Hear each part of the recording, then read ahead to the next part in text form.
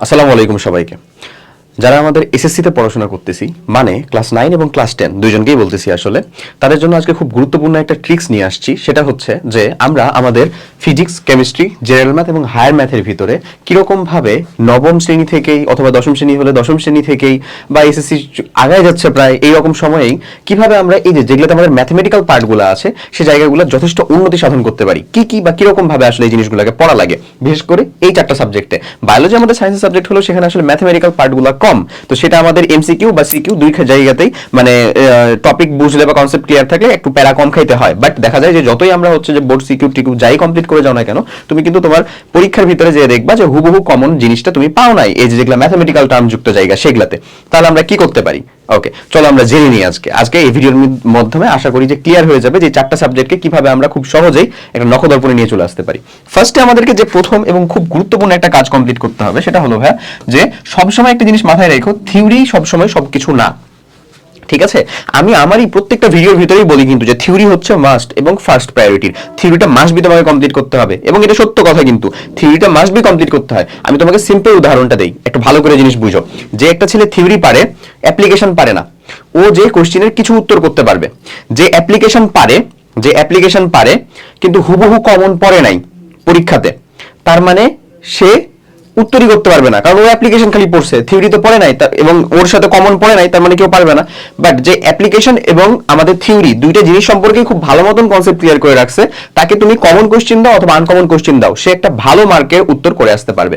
That's the difference. So actually সবসময় যে আমরা থিওরি পড়ে শেষ হয়ে যাই, একটা স্যার আমাদেরকে থিওরি পড়ান, এই থিওরি মানে আমি যে ফর্মুলাগুলোর কথা বলতেছি, বিশেষ করে আমাদের যে সূত্রগুলো সেগুলোর কথা, উনি সেটা ডেরিভেশন বা প্রতিপাদন পড়ান। তুমিও কিন্তু এই যে আমাদের যে নিউটনের যতগুলো সূত্র আছে, এর সময় u plus half of at square, v plus u, v equals to মানে ইউ প্লাস এটি, এই যাবতীয় যত সূত্র আছে সবই কিন্তু আসলে প্রতিপাদন সবই কিন্তু তুমি পড়ো বা তোমাকে দেখানো হয় তোমার একাডেমিক লাইফে। হ্যাঁ, তুমি করো সেটা, বাট আমি তোমাকে রেজিস্ট করতেছি না সেখানে, বাট আমরা সেখানে থামিয়ে দিই, আমরা কি করি না, এটার অ্যাপ্লিকেশনটাতে নিয়ে এত কনসার্ন হই না। বাট আমাদের কিন্তু এইটা যদি 50% হয় ভাইয়া থিওরি পড়াটা, বাকি 50%ই কিন্তু সেটার অ্যাপ্লিকেশনটা আমাদেরকে জানতে হবে। আমি এসএসসি লাইফে সব থেকে বেশি প্যারা খাইতাম এই একটা জিনিস দিয়ে, আমার সূত্র সবই মনে থাকতো, থিওরিটিও পারতাম আমি আলহামদুলিল্লাহ, কিন্তু অ্যাপ্লিকেশন পারতাম না। আমি আরেকটা তোমাকে রিলেট করার মতো উদাহরণ দিই।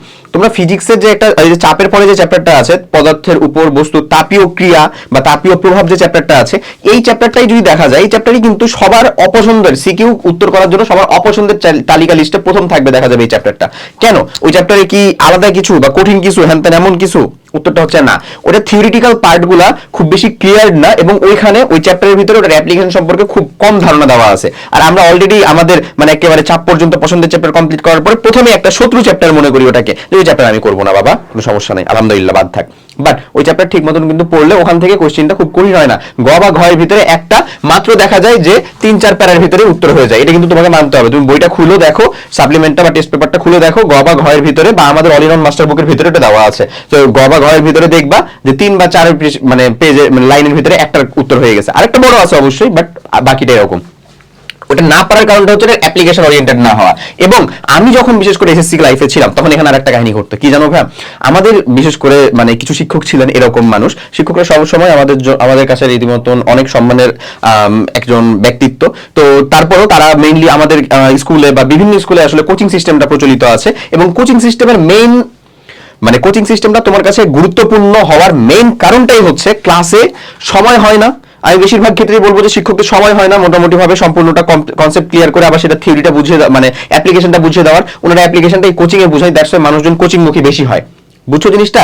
কেন? কারণ কোচিং করলে তুমি মার্ক পাও। কেন পাচ্ছ তুমি? তোমাকে এই কোশ্চেন বলে দিচ্ছে, উত্তরটা হচ্ছে না, কিন্তু কি করতেছে, তোমাকে অ্যাপ্লিকেশনটা দেখাই দিচ্ছে। এটা যদি ক্লাসে করে দিতে পারতেন তাহলে কিন্তু দরকার হতো না। ম্যাক্সিমাম টাইমে দেখা যায় যে আসলে শিক্ষকরা সময় পাচ্ছেন না, ওরকম ভাবে টাইমটা মিলতেছে না, বাট অনেক ক্ষেত্রে দেখাও গেছে যে ইচ্ছাকৃত ভাবে এরকমটা হয়। তো যাই হোক, যেটাকে আমরা আসলে মানে ডিসকারেজ করতেছি, বাট হয়, এটা সত্য, না মানার কিছু নাই। যাই হোক, এখন এটা অনেক পরিবর্তন ঘটছে, আশা করি সামনে আরো বেশি পরিবর্তন ঘটবে। শিক্ষকটা এক মহান পেশা, শিক্ষকতা, তো এটার সাথে আসলে এসব যায় না। আচ্ছা যাই হোক, এরপরে দেখো, সূত্র মনে রাখা মাস্ট। তোমাকে একটা জিনিসের ওই সূত্র তুমি প্রতিপাদন পারো কিনা, সূত্রটা কই থেকে আসছে কিনা, আমি যদি তোমাকে বলি a + b² সমান a² + 2ab + b², এটা কই থেকে আসলো, কেমনে আসলো বলো তো?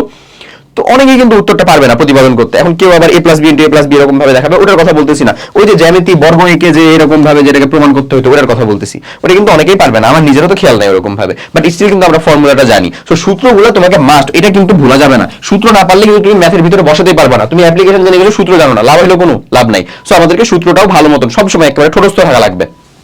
এরপরে যেটা সেটা হচ্ছে সব থেকে যখন একটা নিউ চ্যাপ্টার তুমি শুরু করবা, the easiest way to solve the chapter is type wise going.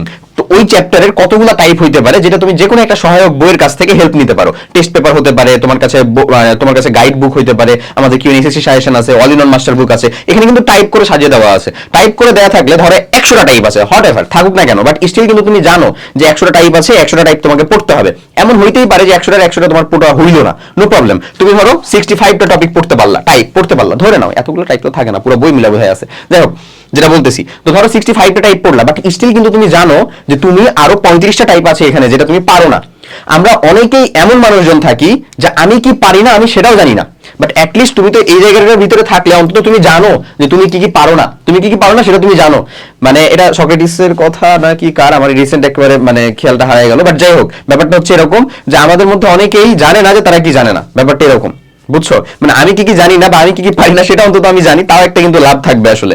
Okay, so type wise মেথডে আগাবো আমরা। যে কোনো একটা নতুন চ্যাপ্টার ধরার সময় সবসময় মাথায় রাখবা যেটাকে টাইপ ওয়াইজ আগাবো। টাইপ ওয়াইজ আমরা কি সলভ করবো, তুমি যখন আসলে এখন এসএসসি লাইফে পড়াশোনা করতেছো তখন তোমার কাছে দুইটা জিনিস, একটা হচ্ছে বোর্ড স্ট্যান্ডার্ড, বোর্ড কিউবি, এটা হচ্ছে ফার্স্ট প্রায়োরিটি, এটা হচ্ছে ফার্স্ট প্রায়োরিটি বোর্ড কিউবি। এছাড়াও এর সাথে যুক্ত থাকে একটা জিনিস, সেটা হলো আমাদের বোর্ড কিউবির সাথে সাথে আরেকটা যুক্ত থাকে হচ্ছে ভাই যে কিছু ফেমাস স্কুল থাকে, যে স্কুলের কোশ্চেন গুলো মানে আসলে বোর্ড টিচার গুলা কোনটি মানে কারা আসলে, ওনারা কি কোনো স্কুল থেকে বিলং করেন না? অবশ্যই করেন। সো ওই স্কুলের কোশ্চেন গুলো কিন্তু এখানে যুক্ত থাকে। বিভিন্ন স্কুল আছে, আমি কোনোটাকে বড় কোনোটাকে ছোট করতেছি না বা বলতেছি না। সো এই স্কুলের কোশ্চেন গুলো, এটা হচ্ছে সেকেন্ড প্রায়োরিটি। হ্যাঁ, এটা দ্বিতীয় ভাবে সলভ করবা, বাট ফার্স্ট প্রায়োরিটি হচ্ছে তোমার বোর্ড।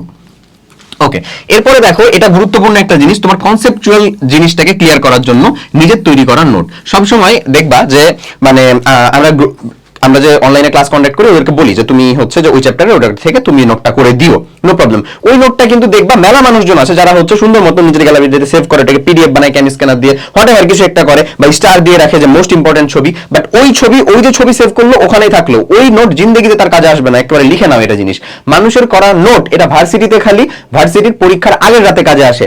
টপারের নোট পড়ে তুমি যে মানে উগলা দিয়ে আসলা, তাও তোমার সিজি যদি মিড লেভেলে হয় তাহলে, তাছাড়া তুমি যে হাই সিজি ধারী তুমি মানুষের নোট পড়ে করছো তুমি জিন্দগিতে পাবা না, এরকম মিলাই নিও। তো যাই হোক, তো ওই করা নোট ওই যে ফোনে সেভ করলাম ওটা ওখানেই থাকলো ভাই, ওটা আর কোনোদিনও খোলা হয় না, ওটা আর কোনোদিনও দেখা হয় না। বাট যদি নোটটা নিজের করা হয়, তোমার যদি নিজের অন নোট হয়, নিজের যদি নোট হয়, তাহলে এটা রীতিমতন তোমার একটা কনফিডেন্স লেভেলটা বাড়ায় দেয়, বুঝছো? কনফিডেন্স লেভেল বানায় দেয় কিসের? এক্সামের আগের রাতে তোমার কনফিডেন্স লেভেল বাড়ায় দেয় যে তোমার কাছে নোট আছে, তার নাই তুমি থিওরিটিকু চাইলেই হচ্ছে খুব সহজে কি করে ফেলতে পারবা, রিভিশন করে ফেলতে পারবা। এটা অনেক জরুরি, নিজের করা নোট। যখন তুমি একাডেমিক লাইফটা কমপ্লিট করতেছো ক্লাস 9 অথবা ক্লাস 10, তুমি নিজে করা নোটটা কমপ্লিট করো। তুমি ধরো মানে এই যে আমাদের যেমন মানে প্রিমিয়াম প্রোগ্রাম আছে অনস্টপ একাডেমিক প্রোগ্রাম ক্লাস 9 এর জন্য, ক্লাস 10 এর জন্য, এটা ওখানে যেমন সকল সাবজেক্টের শারীরিক শিক্ষা থেকে শুরু করে সকল সাবজেক্ট যেগুলো আমাদের মাইনর সাবজেক্ট ধরা হয়, সকল সাবজেক্টের ক্লাস দেওয়া আছে। ওই ক্লাসগুলো যখন পার্ট ওয়াইজ তুমি কমপ্লিট করতেছো, সেখান থেকে মেইনলি তুমি নোটটা করবা। মানে ক্লাস ডিউরেশন যদি 1 ঘন্টা হয়, তাহলে আমি তোমাকে বলছি যে তুমি টোটালে 1.5 ঘন্টার সময় নাও ওই ক্লাস কমপ্লিট করতে। কেন? কারণ বাকি সময়টুকু তুমি নোট করছো ওখান থেকে। সো এই যে কম্প্যাক্ট যে ক্লাসগুলো দেওয়া, সেগুলোর গুরুত্বটা কিন্তু এখানেই সব থেকে বেশি। সো আশা করি ওই কাজটা করবা। তুমি কিন্তু এই মানে আমার ডিসক্রিপশন বক্সে তুমি যে ক্লাসেরই হও না কেন সেটার ডেমো ক্লাসগুলো দেখতে পাবা কোর্সের লিংক থেকে। তুমি যাও ডেমো ক্লাসগুলো দেখো এবং পছন্দ হলে তারপরে হচ্ছে যুক্ত হয়ে যাও আমাদের সাথে। এখন এরপরে আসি সব থেকে ইম্পর্টেন্ট একটা জায়গা। ইম্পর্টেন্ট কেন বলতেছি এটাকে ভাই ইম্পর্টেন্ট? কারণ আছে একটা, বিশেষ করে নিজে অনুশীলন করা। এটা কয়বার আমি তোমাকে বলবো, তুমি ট্রাই করো, এটা খুবই জরুরি। এবং টাইম লিমিট ধরে ট্রাই করো, সময়টাকে লিমিট ধরে নয়, একটা স্টপওয়াচ নাও, টাইম লিমিট ধরে ট্রাই করো। কেন? এমসিকিউ এর ক্ষেত্রে বিশেষ করে আমরা যখন এই যে এসএসসি লেভেলে আছি, আমাদের ফিজিক্স, কেমিস্ট্রি, তারপরে হচ্ছে জেনারেল ম্যাথ, হায়ার ম্যাথে তো খুবই হরহামেশা এই ঘটনা ঘটে যে কেউই দেখা যায় জিন্দেগিতে 25টা পর্যন্ত এমসিকিউ যেতেই পারে না।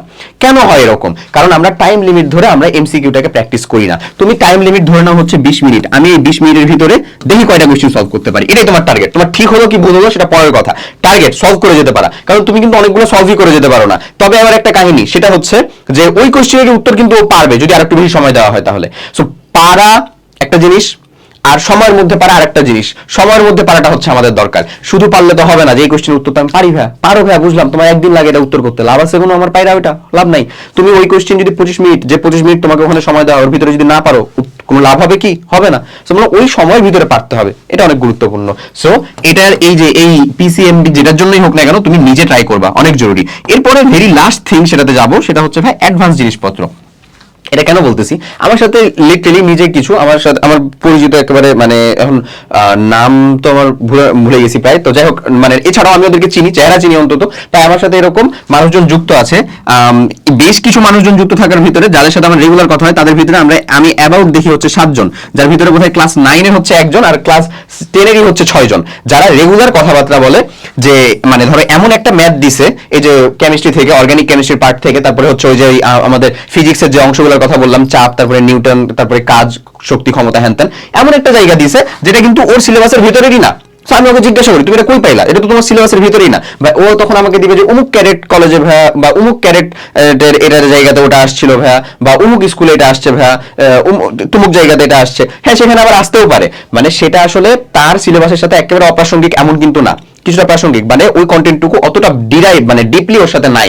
এই অ্যাডভান্স জিনিসটা কোথাকার আসলে এইচএসসি জিনিস নিয়ে এসে ঢুকায় রাখছে। তো আমি তোমাকে বলছি না এটা তোমার জন্য মাস্ট, এটা হচ্ছে নট মাস্ট অ্যাকচুয়ালি। হ্যাঁ, মানে তুমি আসলে আগে নিজে বেসিক টুকু করবা, তারপরে হচ্ছে না হচ্ছে অ্যাডভান্সে আসবা। বাট যারা অলরেডি এই জিনিসগুলোকে মেনটেন করে ফলো করো তাদের জন্য আমি বলবো যে তোমরা আরেকটু ধাপ একটু আগানোর ট্রাই করো, তুমি হচ্ছে কিছু অ্যাডভান্স জিনিসপত্রের সাথে যুক্ত হও। আমাদের যে এসএসসি সাজেশন এবং এসএসসি সাজেশন উইথ সলিউশন, এটার সাথে কিন্তু এই যে কিছুটা অ্যাডভান্স জিনিসপত্র তোমাদেরকে যুক্ত করে দেওয়া আছে, জাস্ট জানো একটু তোমার জানার আগ্রহটা আরেকটু বাড়িয়ে দেওয়া যায়, জাস্ট এতটুকু। এখন যত কথা বললাম এটা ফলো করার লাস্ট উপায় হচ্ছে এটাই, রেগুলারিটি মেইনটেইন করতে হবে তোমাকে মাস্ট, এই রেগুলারিটি অনুযায়ী একটা রুটিন ফলো করতে হবে। এরপরে তুমি যেটা কাজ করবা, কনসেপ্ট ক্লিয়ার করবা। কনসেপ্ট ক্লিয়ার করবা কেমনে? এই যে কম্প্যাক্ট থিওরি ক্লাস থেকে, কনসেপ্ট ক্লিয়ার করবা, নিজে নোট করবা, ওটা রিভিশন প্লাস হচ্ছে এক্সাম। এই এক্সাম দেওয়ার গুরুত্বটাই এখানে, এই যে বারবার যে প্র্যাকটিস করছো, অনুশীলন করছো, সময়ের ভিতরে যে করতে পারতেছো কিনা এটা দেখার বা যাচাই করার একমাত্র উপায় হচ্ছে এক্সাম। সো এই যে দেখো তুমি এখানে সুন্দর মতন বোর্ড স্ট্যান্ডার্ড এক্সাম পেয়ে যাবা, প্রত্যেকটা জায়গাতে স্কুল স্ট্যান্ডার্ড এক্সাম পেয়ে যাবা, বোর্ড স্ট্যান্ডার্ড এক্সাম পেয়ে যাবা, ওই এক্সামগুলোর সাথে যুক্ত হতে পারবে। মানে তোমার যা যা কিছু প্রয়োজনীয় ছিল সবকিছুই কিন্তু এক প্রোগ্রামের সাথে মানে পেয়ে যাচ্ছ। সো ওই প্রোগ্রামের ডেমো ক্লাসগুলো দেখো, ওটা দেখলেও উপকার পাবা। সো ওই ডেমো ক্লাসগুলো দেখো এবং পছন্দ হলে যুক্ত হয়ে যাও। সবাই অনেক অনেক ভালো থাকো, আল্লাহ হাফেজ, আসসালামু আলাইকুম।